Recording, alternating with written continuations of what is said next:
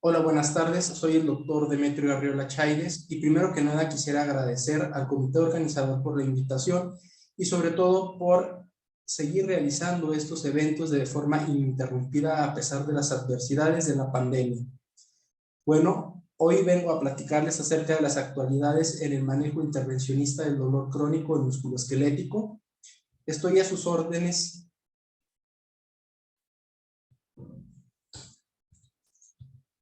Estoy a sus órdenes como médico adscrito en el Instituto Nacional de Rehabilitación Luis Guillermo Ibarra, adscrito al área de tomografía y ultrasonido.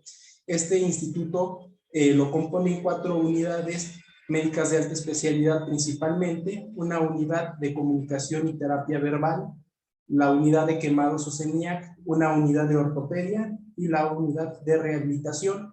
Esto nos permite atender de forma integral a todos los pacientes con dolencias musculoesqueléticas y darles el adecuado seguimiento.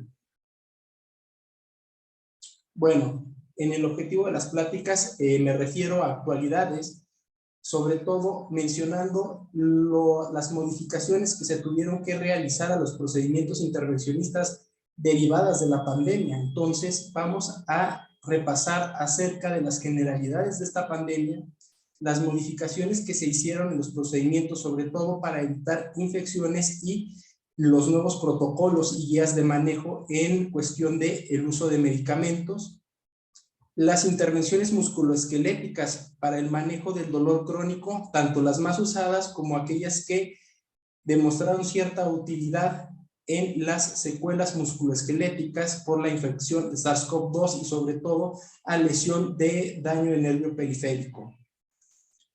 Bueno, y al final vamos a terminar con algunas conclusiones acerca del tema.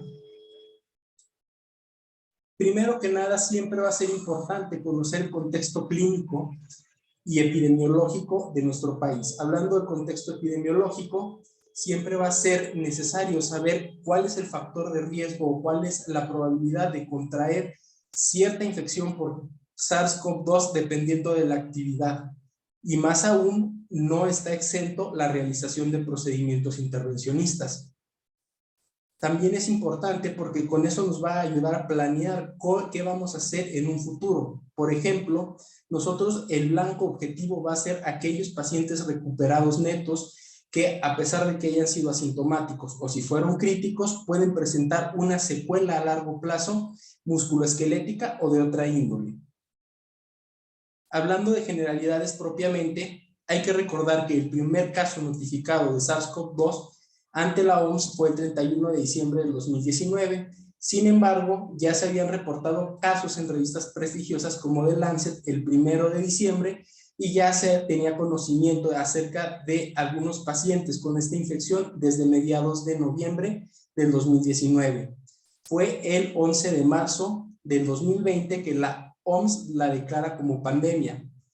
El virus SARS-CoV-2 va a ser de la familia de los Coronaviridae y va a pertenecer a la familia de los virus respiratorios que van a formar síndromes agudos. En este tipo tenemos 6 tipos, los cuales van a ser 4 que son inofensivos, el SARS-CoV-1 y el SARS-CoV-2. Este virus va a ser un ARN aproximadamente de 30,000 nucleótidos de longitud y que va a constar de 50 a 200 nanómetros de tamaño y 4 proteínas, las cuales van a ser proteínas E o de envoltura, la proteína S o spike, que es un pico de glicoproteína, la proteína M de membrana y una proteína N que se va a encontrar dentro de la nucleocápside. Esta va a ser una fosfoproteína que va a envolver el ácido nucleico. Los daños musculoesqueléticos por SARS-CoV-2 se cree que se deben principalmente a 2 mecanismos. Uno, por daño directo, y va a ser la infección a través de células que van a presentar receptores de la enzima convertidora de angiotensina 2 y de la proteasa transmembrana serina 2. Esta se ha visto que hay estos receptores en células como los neumocitos tipo 2, los responsables de las afecciones respiratorias. Entonces, si se expresan estos receptores, ambos en estas células van a ser blanco para que ocurra una infección por SARS-CoV-2. Potencialmente se han demostrado estos receptores en células de cartílago, la membrana sinovial y el hueso cortical.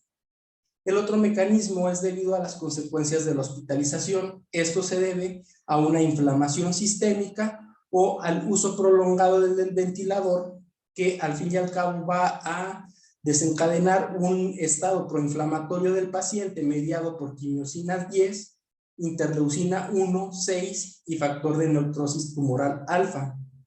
El uso sistémico de esteroides se ha visto que aumenta la producción de osteoclastos, disminuye la producción de osteoblastos y esto ocasiona que haya una disminución en la densidad ósea y obviamente que haya procesos como la condrolisis, la osteoartritis o la osteonecrosis asociado a una hipoplasia muscular y a una atrofia muscular. Para entender bien la fisiopatología, hay que recordar que la aparición del virus SARS-CoV-2 va a unirse a la célula a través de la proteína de membrana en células que expresen los receptores de la enzima convertidora de angiotensina 2. Estos van a hacer que el virus se pegue a la membrana de la célula huésped y posteriormente con la proteína S o los picos de glicoproteína se va a expresar la proteasa transmembrana serina 2, va a ocasionar que haya una escisión proteolítica y una fusión de membranas. Una vez que se fusionan estas membranas, va el virus a liberar el ARN dentro de la célula y este va a ocasionar que haya una producción de proteínas, una replicación del ARN viral y ensamble de viriones. Una vez ensamblados estos viriones, van a liberarse a través de exocitosis hacia el organismo y estos mismos van a contagiar a otras células. Cuando se contagian muchas células va a haber alteración en los mecanismos de homeostasia y va a haber una desregulación en la estructura citoesquelética de la célula y alteraciones en la respiración mitocondrial. Esto en última instancia va a llegar a una apoptosis celular y a una inflamación tisular. Bueno, las modificaciones de los procedimientos musculoesqueléticos en el contexto COVID-19. Primero hay que tener algunas consideraciones generales. Al momento de hacer un procedimiento intervencionista, primero hay que determinar la necesidad y el momento de una intervención. Hay que clasificarlas en electivas y en urgentes. Hay que establecer todos los protocolos y normas para prevenir las infecciones en pacientes que aún no tienen COVID. Y en tercer lugar, comprender la seguridad de los medicamentos. Como vemos, los antiinflamatorios y los corticosteroides pueden alterar la respuesta inmunitaria, entonces hay que saber utilizar las dosis de manera adecuada. En los procedimientos de radiología intervencionista, la mayoría van a consistir en biopsias, drenajes, ablaciones, vertebroplastías, bloqueos nerviosos e infiltraciones articulares. Y yo creo que el 90% de todos estos se lo llevan tanto las biopsias, las infiltraciones y los bloqueos. Bueno, en las urgencias, en los procedimientos intervencionistas, hay que clasificarlas en si van a ser optativas, electivas urgentes o urgentes. En las optativas, tener en cuenta que el procedimiento se puede diferir hasta 3 meses.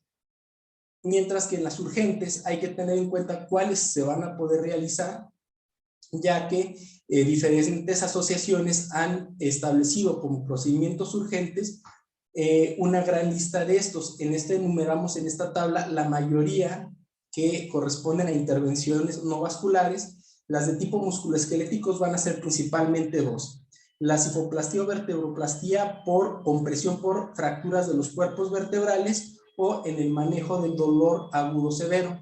Y aquí en el manejo del dolor agudo severo, la Sociedad Americana de Anestesia Regional y la homóloga, la Sociedad Europea, clasificaron solamente 2 procedimientos: aquellos que van a tener una recarga de la bomba intratecal o una infección y malfuncionamiento de algún neuroestimulador, mientras que en las semiurgentes clasificaron aquellos con dolor por cáncer, hernia de disco y neuralgia del trigémino. Entonces es importante saber cómo va a estar el periodo de transmisibilidad según la gravedad de los casos. para saber cuánto podemos diferir el procedimiento. Así tenemos que en pacientes que van a ser asintomáticos, el periodo de transmisibilidad va a durar aproximadamente 15 días, 3 días antes de presentarse los síntomas y alrededor de 10-12 días después de que finalicen los síntomas. Sin embargo, en un paciente grave o crítico, este se puede extender hasta un mes.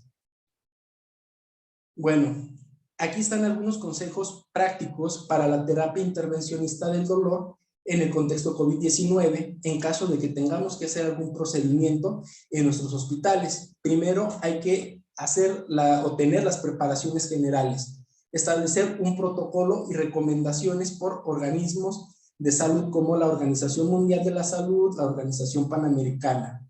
Informar al paciente de los riesgos que conlleva someterse a un procedimiento. En aquellos que son COVID negativos, el hecho de hospitalizarse, informarles que corre mayor riesgo de adquirir esta infección, y en aquellos que son COVID positivo, que el uso de medicamentos inmunosupresores en su mayoría puede tener consecuencias más letales que si no se hiciera. En los pacientes de alto riesgo, obviamente deben de limitarse solamente a casos urgentes o emergentes, lo que ya comentábamos. Utilizar guías para la colocación y retiro de equipo de protección personal, ya que esto nos va a llevar a que se haga de una manera sistemática y disminuir los errores. Establecer factores de estratificación de riesgo, saber qué riesgo tiene el paciente, si es de bajo riesgo o de alto riesgo que contraiga COVID, ver qué procedimiento se le va a realizar y la zona expuesta. Optimizar dosis de analgésico, eso los vamos a ver más adelante, y sobre todo evitar la sedación profunda por el riesgo de manipulación de la vía aérea y la generación de aerosoles. Otros son los planes de dotación personal, y esto se refiere a disminuir la exposición necesaria entre el médico y el paciente.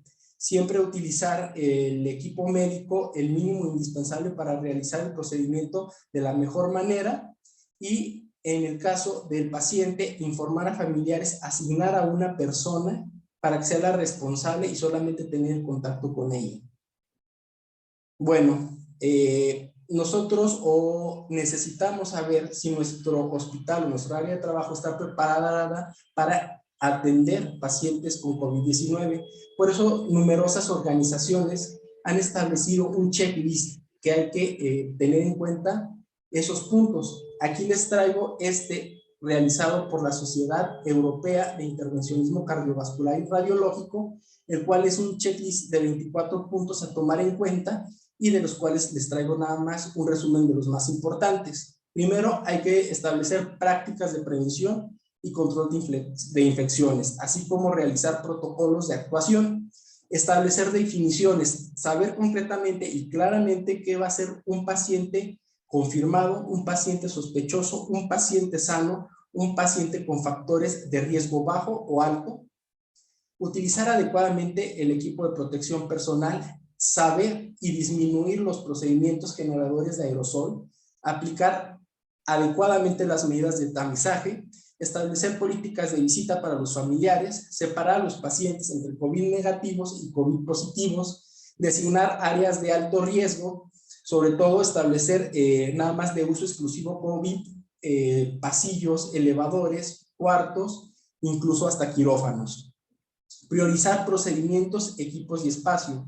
Aquí darle prioridad a los pacientes que no tienen COVID, y en pacientes que son COVID, si se va a realizar un procedimiento, optar siempre por equipos que van a ser portátiles y de fácil limpieza, como un ultrasonido portátil o los arcos en C. Pero si se necesita la hemodinamia, las salas de hemodinamia o el uso de tomografía o de un ultrasonido estacionario, se tiene que realizar y hacer la desinfección posterior al procedimiento. Establecer flujos de pacientes, tener adecuadamente la distancia social, trazar contactos con pacientes entre aquellos pacientes que sometieron un procedimiento y el equipo médico que entró. Nos ha pasado varias veces que los pacientes son negativos y a los 2-3 días resultan ser positivos, entonces se les tiene que marcar el equipo médico para que tomen sus medidas pertinentes, y obviamente siempre tener una comunicación entre el mismo equipo médico y con las demás especialidades. Bueno, aquí está una guía de manejo de pacientes con COVID-19 confirmados en salas de radiología intervencionista. Aquí realmente hay varias guías, yo les recomiendo agarrar la que más se adecue a su hospital, pero siempre debe de dividirse en 4 fases. Una fase de preparación, una fase intraoperatoria, una fase de procedimiento, una fase de seguimiento y establecer acciones concretas y dejar o designar responsabilidades al equipo médico de forma concreta también. Recordar que aquí el médico radiólogo va a ser el que va a coordinar el procedimiento y va a actuar como líder. En esta diapositiva hago hincapié en el uso racionalizado del equipo de protección personal. A todos nos gustaría entrar a un procedimiento siempre con un cubrebocas N95, doble bata, careta, sobre todo si desconocemos el estado inmunológico del paciente, pero las recomendaciones que se han hecho es en un paciente externo sin factores de riesgo para COVID, solamente con una máscara quirúrgica, es decir, un cubreboca triple capa, ni siquiera un cubrebocas N95. Solamente el equipo de protección personal completo se va a dejar para pacientes confirmados o sospechosos de COVID-19 y en caso de que sea un procedimiento generador de aerosol, utilizar respiradores con purificador de aire monitorizado.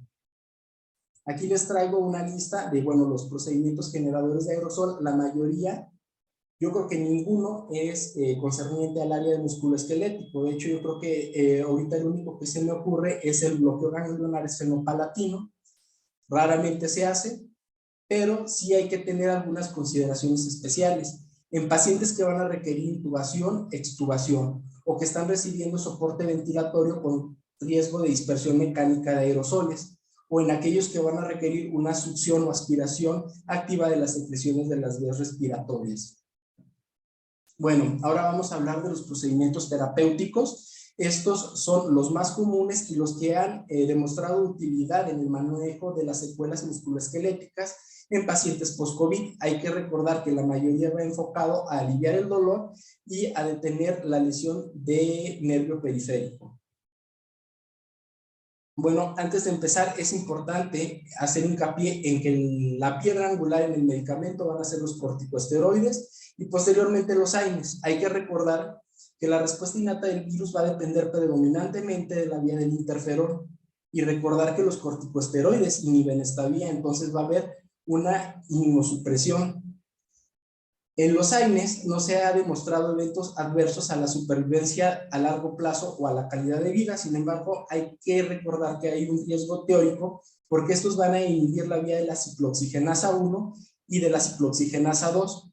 Entonces va a haber una menor producción de prostaglandinas, prostaciclinas y leucotrienos y al fin al cabo termina en una depresión de la respuesta inmunitaria.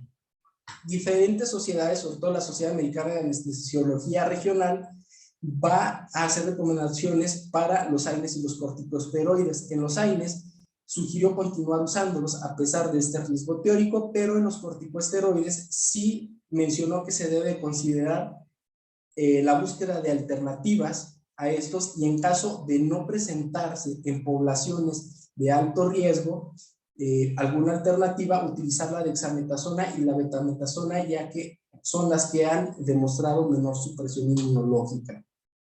Bueno, en las infiltraciones articulares hay que recordar que a pesar de que sea un medicamento de uso local, este va a ocasionar una supresión transitoria del eje hipotálamo pituitario adrenal, va a ocasionar una insuficiencia suprarrenal secundaria y va a ser más susceptible al huésped de una infección por virus capsulares. Todo esto se ha estudiado más en el virus de la influenza y se cree que el mecanismo del virus SARS-CoV-2 sea el mismo. Entonces, en generalidades, tenemos que podemos utilizar inyecciones intraarticulares y entre estos utilizarlos con medicamentos combinados con corticosteroide, ácido hialurónico o células madres. Para las inyecciones peritendinosas y bursales se recomienda el uso exclusivo de corticosteroides. En aquellos desgarros musculares se ha visto mayor beneficio en la infiltración con plasma rico en plaquetas, ya que este va a acelerar la recuperación del patrón miofibrilar. En las tendinopatías crónicas dolorosas, la inyección de agentes esclerosantes y se puede realizar aspiraciones de calcio con agujas un poco más gruesas de 17 gauge.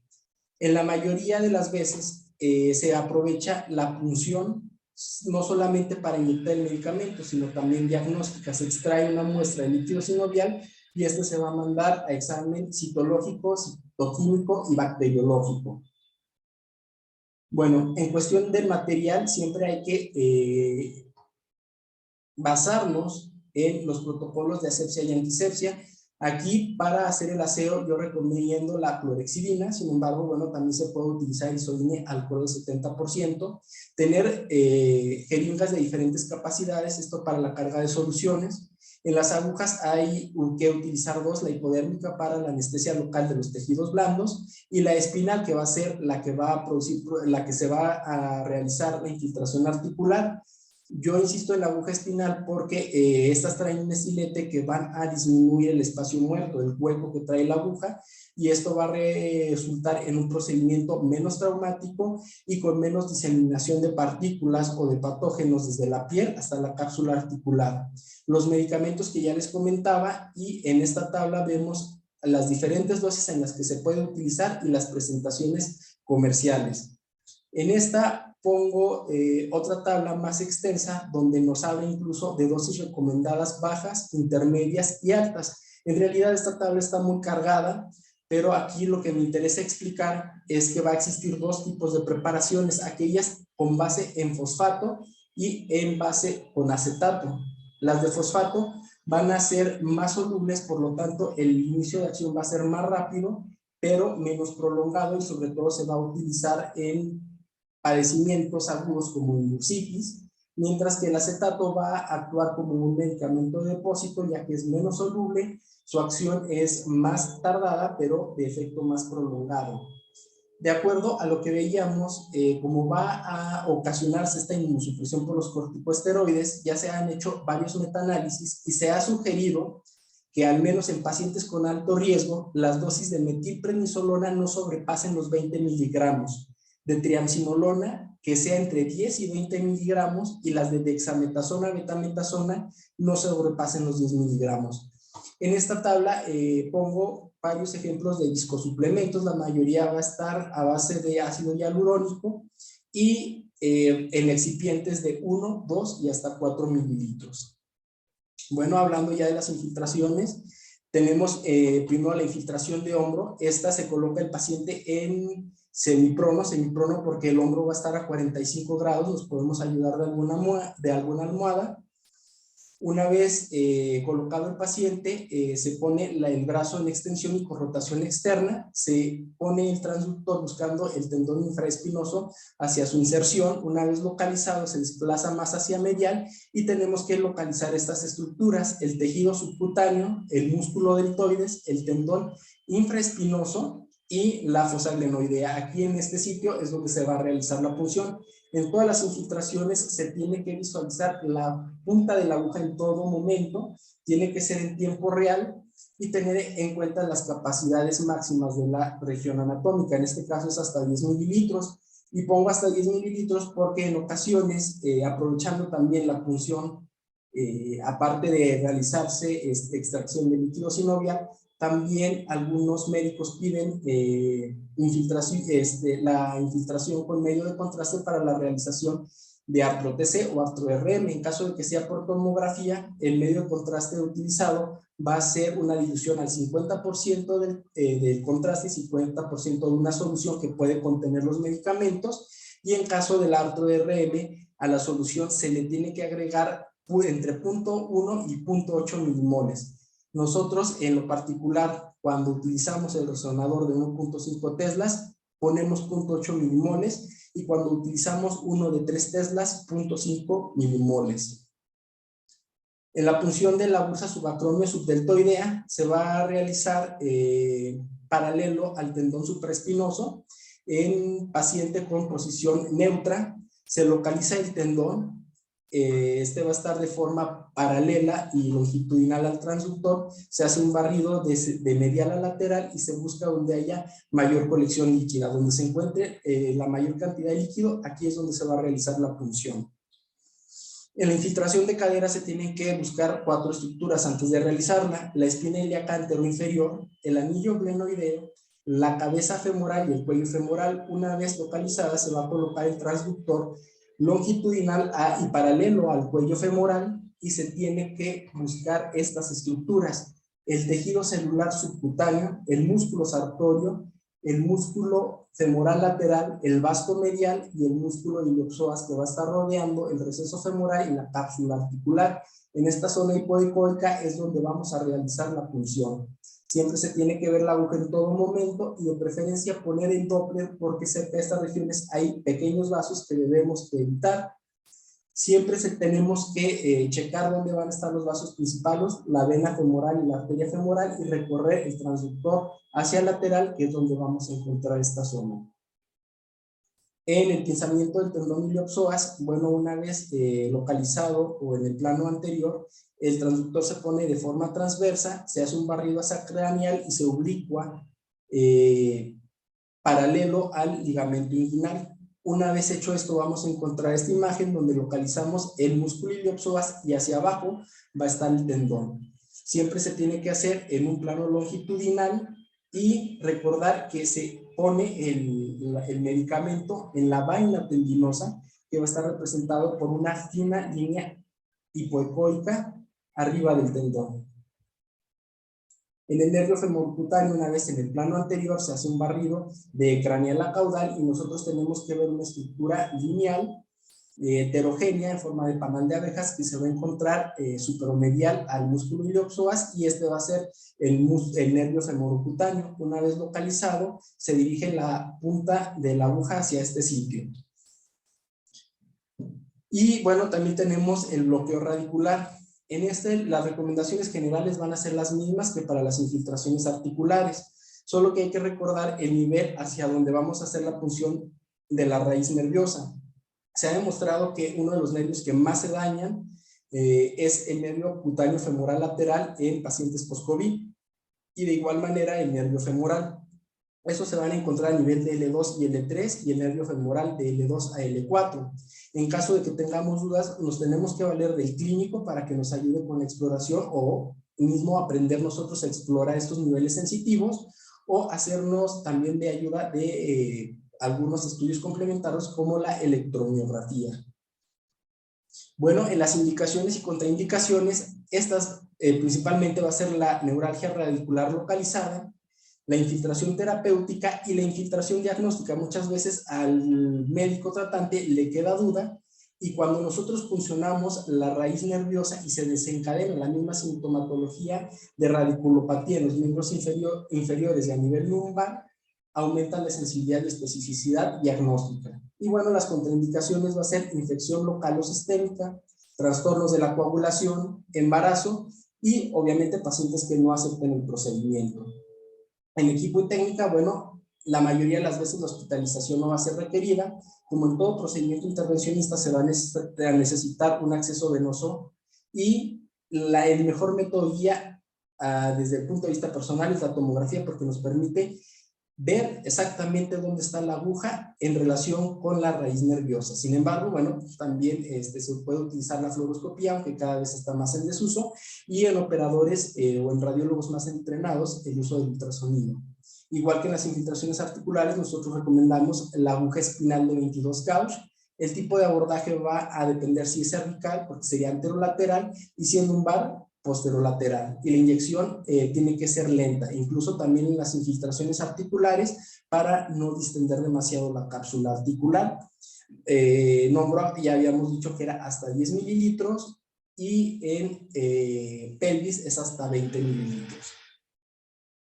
En la técnica, bueno, hay que primero manejar un adecuado esquema de esteroide y de corticosteroide y de anestésico. Aquí en esta tabla les traigo las diferentes dosis. En lo personal, yo recomiendo la dexametasona de 8 miligramos y 1 mililitro, diluida en 7.5 miligramos de ropivacaína, otro mililitro, en total 2 mililitros de la solución. El abordaje va a ser sobre todo radicular. Existen tres tipos: el epidural, el facetario y el radicular. Yo recomiendo el radicular porque va a ser más selectivo, y sobre todo va a ir a la raíz nerviosa sensitiva, que va a desencadenar, o que de ahí van a partir los nervios periféricos. Una vez que nosotros localizamos la raíz sensitiva, se hace primero los escaneos previos tomográficos para determinar dónde va a ser la punción. Nosotros nos vamos a guiar obviamente del posicionador del tomógrafo y puede ser de cuerpos radiopacos que nos indiquen dónde se va a hacer la punción percutánea. En este caso vemos una rejilla radiopaca donde nosotros podemos localizar con exactitud el lado donde vamos a hacer la punción percutánea de acuerdo al cuadrante de esta cuadrícula. Y bueno, como mencionábamos, estas dos primeras imágenes es de un bloqueo cervical a nivel de C5, C6. Como vemos, el abordaje es anterolateral, alrededor de 35 a 45 grados. En los cortes tomográficos previos al procedimiento se mide la distancia desde la raíz nerviosa hasta la piel y se establece la angulación de 35 a 45 grados y más o menos nos da una idea de dónde va a ser la punción percutánea. Esta alrededor es de 5 a 10 centímetros lateral de la línea interespinosa. Y en esta imagen tenemos un abordaje posterolateral de un bloqueo radicular a nivel de L4, L5. Esta técnica es a través de ultrasonido. En este ultrasonido, en escala de grises, vemos las apófisis transversas de los cuerpos vertebrales de L2, L3 y L4. Y aquí, entre estos espacios, vemos las raíces del plexo lumbar. Entonces, es aquí donde tendríamos que dirigir la aguja para realizar este tipo de bloqueos guiados por ultrasonido. Y guiados por fluoroscopía, como ya les comentaba, cada vez más está en desuso, pero se puede realizar haciendo la punción debajo del borde inferior del pedículo y dirigiendo la aguja en la angulación ya mencionada.